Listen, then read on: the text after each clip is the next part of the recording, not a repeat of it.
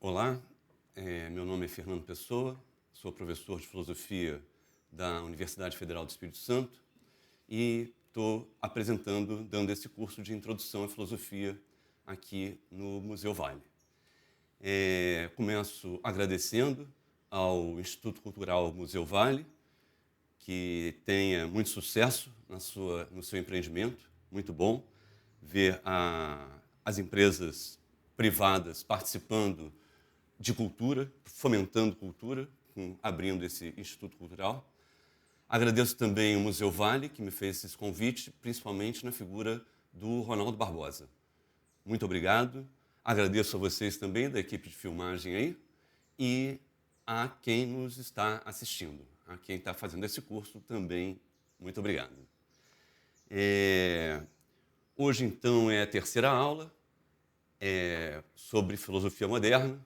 Como eu falei para vocês na apresentação, a ideia do curso é fazer, através de uma leitura da história da filosofia, uma introdução à filosofia, porque, como eu falei na primeira aula, filosofia não é história da filosofia, né? Filosofia, ela é a possibilidade de você experimentar a questão do pensamento filosófico no seu próprio pensamento. Então, como eu falei para vocês no primeiro dia, o objetivo do nosso curso é muito mais propiciar um convite para conhecer a si mesmo e pensar do que uma erudição no sentido acadêmico, no sentido enciclopédico da história da filosofia. Então, hoje a gente vai trabalhar a questão da filosofia moderna, pegando os três grandes pensadores da filosofia moderna, que foram René Descartes, nasceu em 1596 e morreu em 1650, o Immanuel Kant, 1724-1804, e Georg Wilhelm Friedrich Hegel, 1770-1831. São os três grandes pensadores da filosofia moderna. Bom, começando então por Descartes, a gente pode dizer que, por uma influência dos seus estudos de física, Descartes era um grande matemático, estudava física, Descartes vai querer implementar a metodologia lógica da matemática na filosofia, a fim de obter a certeza do conhecimento. Então, essa é uma preocupação já do jovem Descartes. Descartes, em 1628, escreveu um livro chamado Regras para a Direção do Espírito, porque ele queria exatamente ter um controle do espírito dele para poder ter um conhecimento com certeza. Né? Em outro livro muito famoso dele, em 1637, é o Discurso do Método. Então, Descartes então, vai implementar a questão da metodologia matemática na filosofia a partir daquilo que ficou conhecido como dúvida metódica. Eu vou ler um trecho do Descartes, Os Princípios da Filosofia, em que ele diz, abre aspas, se desejamos ocupar-nos seriamente do estudo da filosofia e da pesquisa de todas as verdades que somos capazes de conhecer, teremos de nos libertar, em primeiro lugar, dos pressupostos e propor-nos rejeitar as opiniões que, outrora, havíamos recebido sob forma de crença, até as havermos examinado de novo. O que o Descartes está querendo dizer? Que o primeiro passo do seu método é colocar em dúvida todo o conhecimento que ele tem das coisas. Porque esse conhecimento não foi adquirido com certeza. Foram hábitos que ele foi ganhando, costumes, opiniões. Então, ele quer se libertar de todas as opiniões recebidas para ter um conhecimento verdadeiro, com certeza, do que as coisas são. Daí o sentido da dúvida metódica. Vou ler uma outra citação de Descartes, agora do livro dele, Meditações.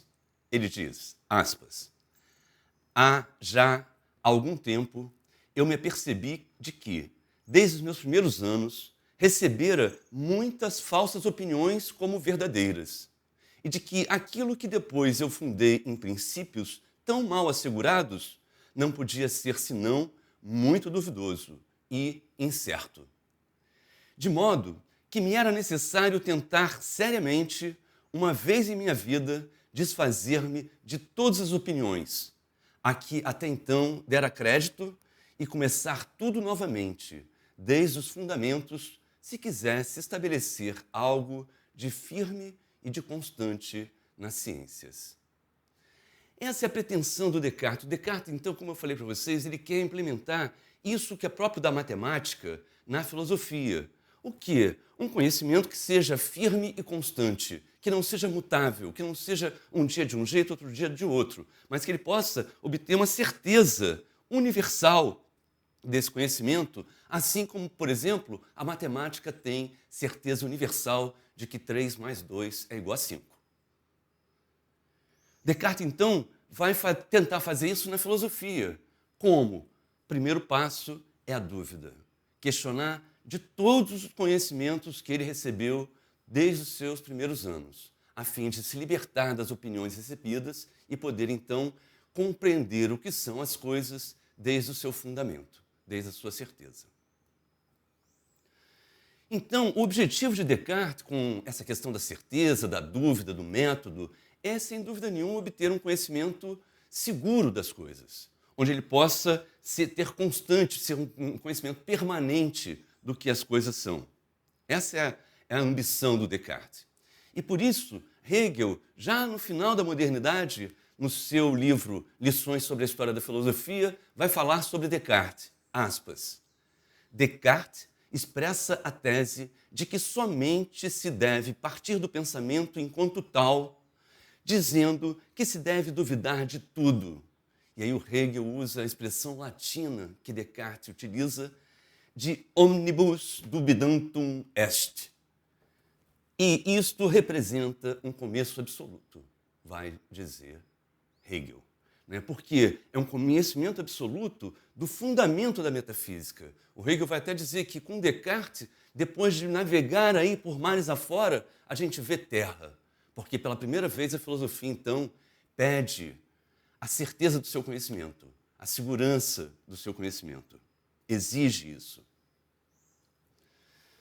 Bom, então Descartes põe em dúvida a existência de todas as coisas com a hipótese de que tudo não passa de um sonho, sendo então a realidade uma falsa ilusão onírica. O Descartes ele põe em dúvida o que é isso. O copo, eu não tenho certeza de que copo é copo, que se ele é real mesmo, que essa mesa é real mesmo, que essa janela seja real mesmo. Então eu coloco em dúvida todas as coisas, levantando a hipótese de que tudo não passa de um sonho. Nas meditações, ele vai então dizer, aspas, suponhamos, pois, agora que estamos adormecidos e que todas essas particularidades, a saber, que abrimos os olhos, que mexemos a cabeça, que estendemos as mãos e coisas semelhantes, não passam de falsas ilusões. E pensemos que talvez nossas mãos, assim como nosso corpo, não são tais como os vemos. Fim de citação. Ou seja, o Descartes ele vai colocar em dúvida até a si mesmo. A sua mão, tudo. Ele não tem segurança de que nada seja verdadeiro, nada seja real. Então, ele vai omnibus dubidantum est, ou seja, duvidar de todas as coisas. Bom, então, colocar a realidade em dúvida significa desfazer de toda a compreensão que temos das coisas. Não ter mais garantia de nada que você aprendeu sobre o copo, sobre a mesa, sobre a mão, sobre o corpo, sobre mim mesmo. Não tem mais certeza de nada disso. A fim de quê? De conhecer o que é a realidade apenas a partir da certeza do pensamento. Então é desfazer de todo o conhecimento que eu tenho das coisas que não foram oriundos da certeza do conhecimento, mas de opiniões que eu recebi ao longo da vida, para então começar a ter um conhecimento absoluto a partir do puro pensamento. Essa era a questão de Descartes para a filosofia. Então, gente, duvidar é não ter certeza da existência nem de si e nem das coisas. É perder a garantia de que a realidade seja mesmo real. Ou seja, A dúvida abala o fundamento da existência de tudo que é. Ela desfaz a solidez do real e deixa tudo incerto. A dúvida é uma grande experiência de angústia, né? Nesse sentido de você, então, não ter mais certeza, mais familiaridade com nada.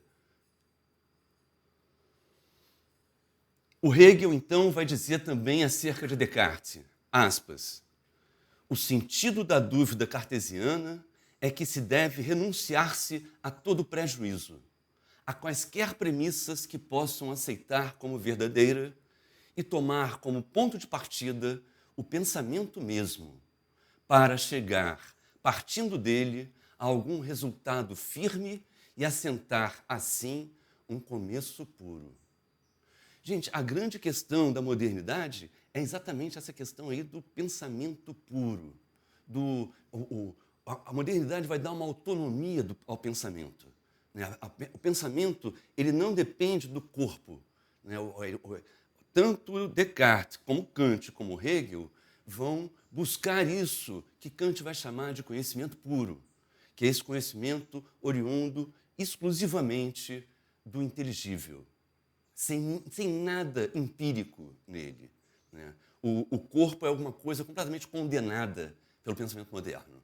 Já foi por Platão, como a gente viu, né, na separação de corpo e alma, e dizendo que o conhecimento é da alma, o corpo está no mundo das sombras, né? Pois aqui a coisa se fundamenta e ganha mais solidez. Então, Descartes adotou a dúvida como método de pensamento, uma regra para dirigir o espírito à certeza do conhecimento. Mas, gente, assim, o propósito da dúvida não é ficar duvidando. O propósito da dúvida é de duvidar, duvidar, duvidar, até achar um indubitável, né? A meta da dúvida não é a própria dúvida. A meta da dúvida é a certeza. Então, Descartes vai questionando, vai botando todo o real em dúvida, a fim de esgotar a própria possibilidade de duvidar. Ou seja, a dúvida metódica é um caminho para se obter a certeza indubitável. A finalidade da dúvida é o não poder mais duvidar. Ao duvidar de tudo, Descartes só não pode duvidar do fato de estar duvidando.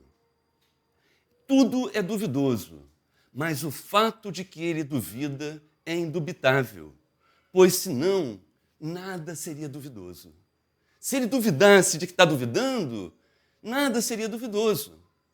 Ou seja, para se duvidar é necessário não duvidar da dúvida, ter uma certeza de que está duvidando. Então, Descartes, ao compreender que pode duvidar de tudo, menos de que está duvidando, ele ganhou, então, a sua primeira certeza. Duvido, logo penso. Penso, logo existo. Então, ele ganhou a compreensão de que existe, porque ele não pode duvidar de que esteja duvidando. Então ele tem uma certeza. Qual a certeza? O cogito, o pensamento, o eu penso. Até assim, um parênteses. O Descartes ele faz meio uma trapaça. À medida em que ele duvido, logo penso. Penso, logo existo. Por que eu existo? Por que eu sou a causa do pensamento? O Nietzsche vai exatamente fazer essa dúvida, colocar essa dúvida e dizer, se o Descartes fosse honesto, ele deveria dizer, penso, logo existe o pensamento. E não o sujeito. Porque então o Descartes ganha o sujeito aí, com essa máxima. O sujeito que é a consciência. A certeza de si, do pensamento, isso que Descartes vai chamar de res cogitans, né? Res é a substância pensante. Bom, ele vai dizer que, contraposto a isso que é res cogitans, que é o pensamento, tudo que não é res cogitans torna-se extensão. Ele vai chamar de res extensa. Então, o Descartes ele separa radicalmente em duas substâncias diferentes, a res cogitans e a resistência, ou seja, o sujeito e o objeto. Faz essa ruptura e dá autonomia a eles. Então, mas assim, na medida em que a res cogitans, ela se funda na resistência, porque a única coisa que eu tenho certeza é o fato de eu pensar, então tudo que eu posso obter certeza está fundado no pensamento. O pensamento é o fundamento de tudo. Então, à medida em que Descartes coloca como fundamento da realidade a certeza, toda a realidade se funda na consciência. O objeto, a resistência, ela se funda na res cogitans, ou seja, a consciência do sujeito torna-se o fundamento da extensão do objeto. E daí, os próprios termos, sub-iectum, quer dizer, aquele que está abaixo do que está jogado, e ob-iectum, né, sujeito e objeto. Ob-iectum é aquele que se contrapõe, né, é o que se lança contra. Se lança contra quem? Ao sujeito. Então, toda a realidade, toda a extensão passa a ser do sujeito, passa a ter como fundamento a consciência no pensamento moderno. Ou seja, só é real o que a consciência pode pensar e obter certeza. Então, com Descartes, o sujeito passa a ser o fundamento da realidade. Ou seja, conforme a palavra de Descartes, os homens se tornam senhores e possuidores da natureza. Esse é o termo que ele usa. Então, e daí que vem, gente, a ciência vai nascer nesse bojo, né? Vai nascer dessa pretensão, então, de uma dominação incondicional da natureza a partir da razão, a partir do pensamento. Essa é a pretensão, né, da modernidade, não só compreender a natureza, mas corrigi-la, né? Tem esse projeto de corrigir a própria realidade naquilo que ela é falha. Então, Descartes consolidou a divisão platônica de corpo e alma, com a dicotomia da realidade em sujeito, res cogitans, e objeto, resistência, e transformou a consciência no fundamento da extensão. A verdade passa então a ser a certeza do objeto na consciência do sujeito. Só é verdadeiro o objeto que a consciência puder obter certeza. Gente, é impressionante isso, porque o que o Descartes está fazendo? Ele está colocando toda a realidade numa medida humana. Só é real aquilo que o homem pode ter consciência, pode ter certeza. Então ele reduz toda a realidade à possibilidade do pensamento humano. O homem se torna o senhor e mestre da natureza. Ou seja, em Descartes, a verdade não está mais nas coisas. A verdade está no pensamento. Ou seja, já em Platão, né, isso aí é o que vai ser chamado na filosofia do idealismo platônico, que vai perpassar por Descartes, em Kant e Hegel, se planificar em Hegel. A gente vai ver. Bom, então você vai ter uma separação em duas substâncias diferentes do sujeito e do objeto. O sujeito é a alma, o objeto é o corpo.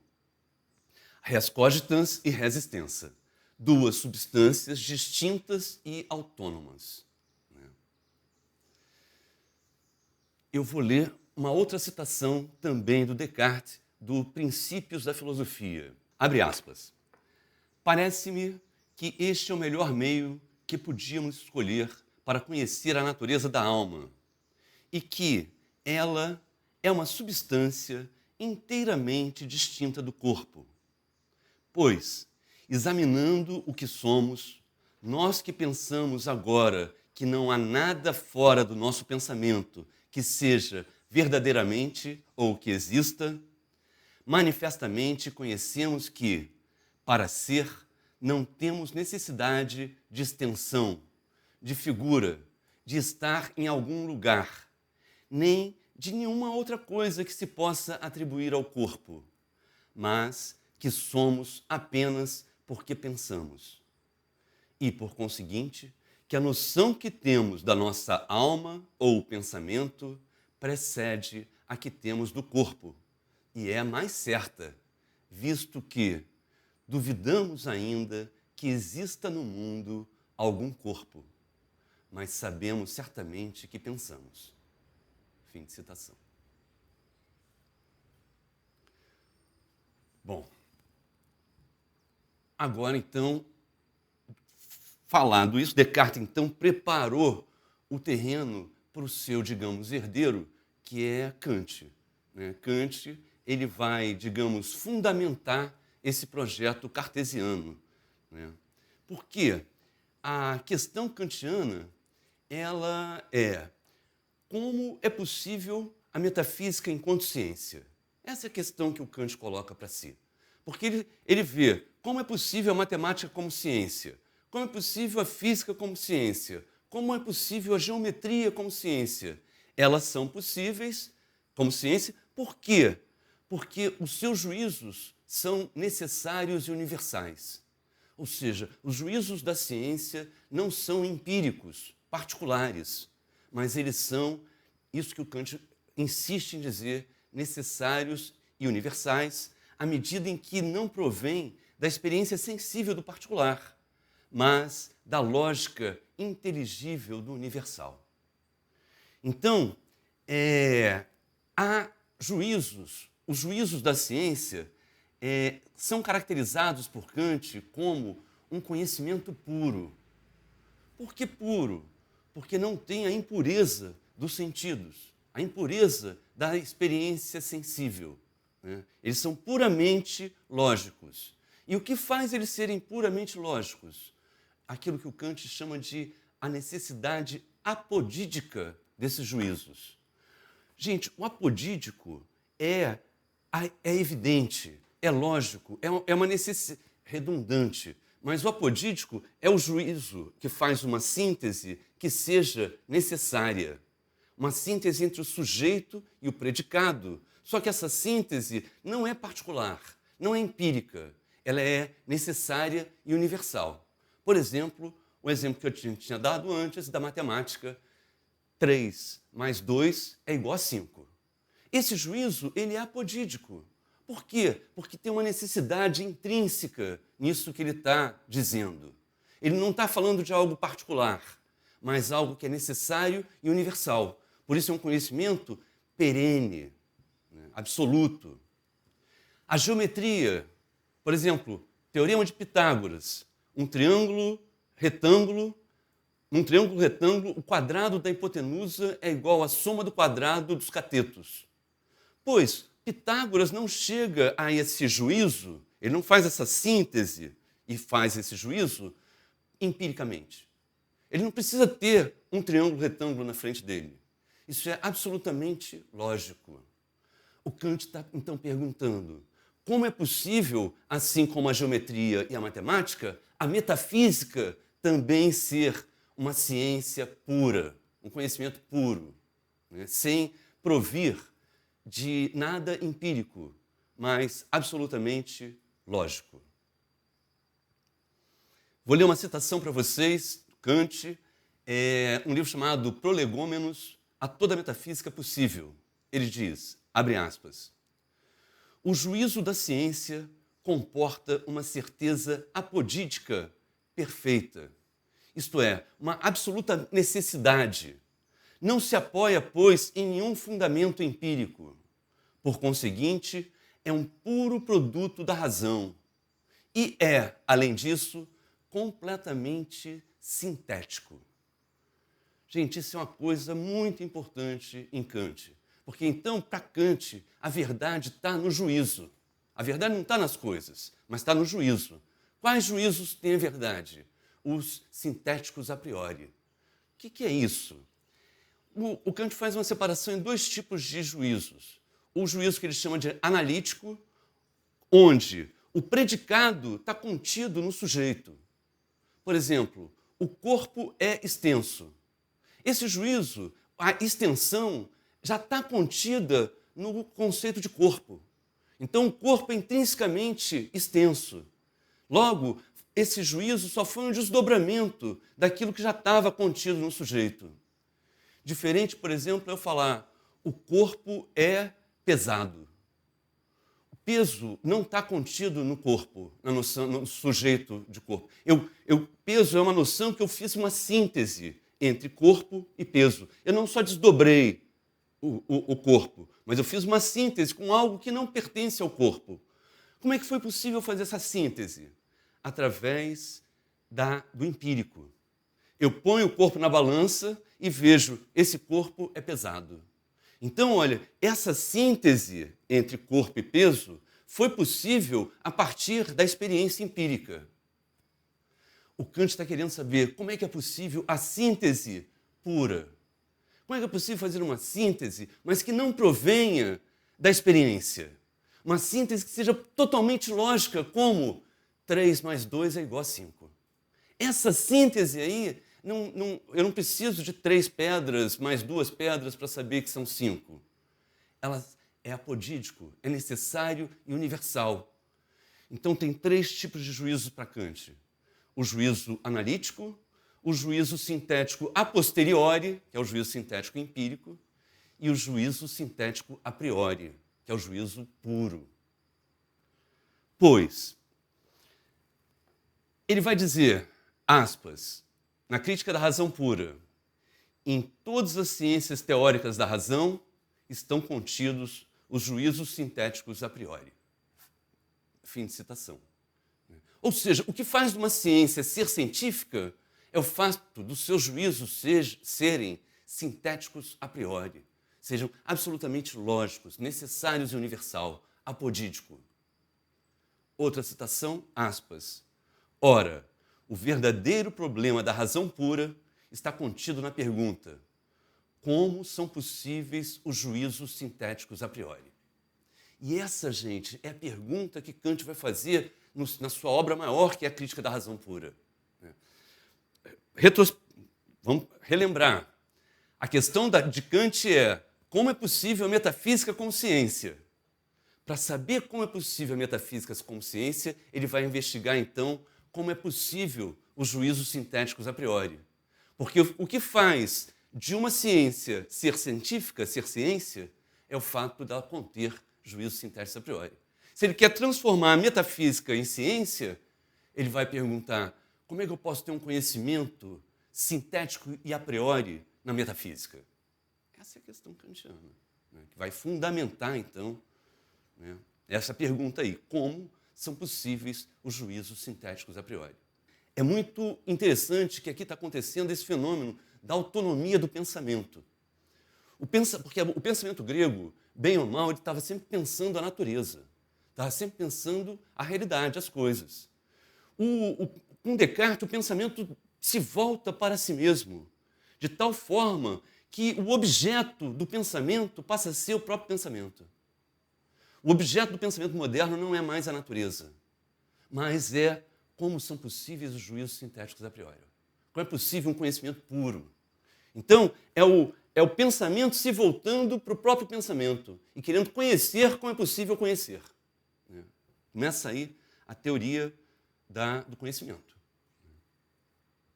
Bom, então, isso que eu falei, a fim de investigar como é possível a metafísica enquanto ciência, o Kant vai se perguntar, vai colocar essa questão, como é possível os juízos sintéticos a priori. Porque o que funda a ciência é o fato de ter esse tipo de juízo.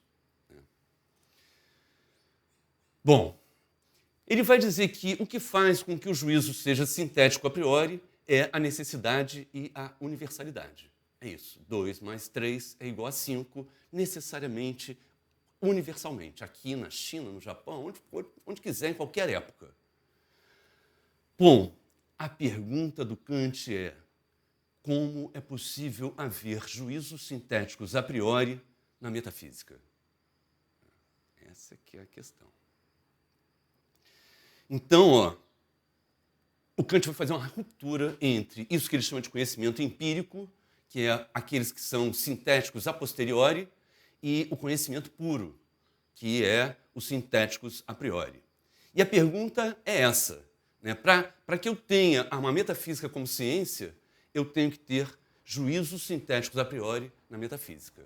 Como fazer filosofia com juízos sintéticos a priori? Essa é que é a questão. A filosofia aqui passa a ser, então, ela inaugura um horizonte puramente lógico para a filosofia, que vai desencambar nessas filosofia da linguagem, como criação cibernética, e vai vir daí, né? Uma autonomia da linguagem e para a criação da própria linguagem. Bom, como herdeiro de Kant, a gente vai ter Hegel, né? O Hegel, gente, é caracterizado como o fim da filosofia, mas não o fim no sentido puramente do acabamento, de acabar, mas o fim no sentido de planificar, né? O Hegel vai, digamos, planificar isso que Platão inaugurou, a saber, a separação entre corpo e alma, essência e aparência, né? E achar que a alma conhece a essência, enquanto que o corpo conhece a aparência. O Hegel, a filosofia para o Hegel, então, ele caracteriza a filosofia como sendo um pensamento que se pensa. Que é isso? O pensamento ganhou uma autonomia e se voltou para si mesmo, num solipsismo enorme, né? Então, filosofia para Hegel é pensamento que se pensa. Por quê? Porque como a verdade das coisas está no pensamento, para compreender o que são as coisas, eu tenho que compreender o que é o pensamento, que compreende elas, né? Então, o pensamento torna-se o próprio objeto do pensamento, na medida em que a verdade do mundo está no pensamento e não nas coisas. E daí, esse é o sentido, gente, do título das duas maiores obras do Hegel, né? Uma, a fenomenologia do espírito, ó, vocês verem, fenomenologia não da natureza, não das coisas, mas do espírito, né? Como é que eu posso ter um logos do fenômeno do espírito? Uma compreensão disso que é o espírito, né? E o outro livro muito importante do Hegel é a ciência da lógica.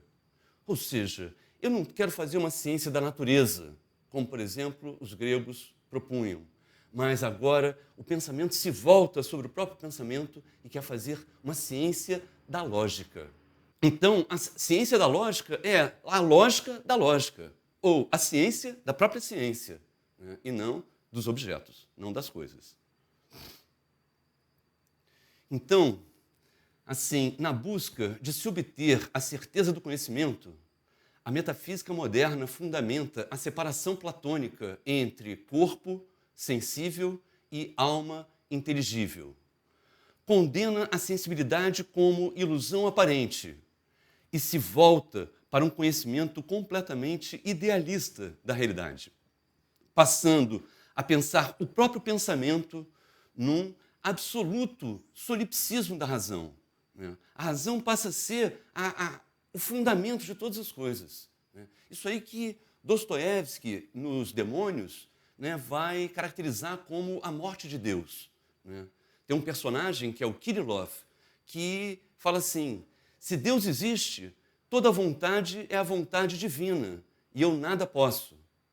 Mas se Deus não existe, e ele ainda faz um aposto, e eu sei que Deus não existe, toda vontade é a minha vontade, e eu posso tudo. Então, o que o Dostoiévski está querendo mostrar aí? Que o homem moderno, de algum modo, mata Deus para se colocar no lugar de Deus. Com Deus, ele não pode nada. Sem Deus, ele pode tudo.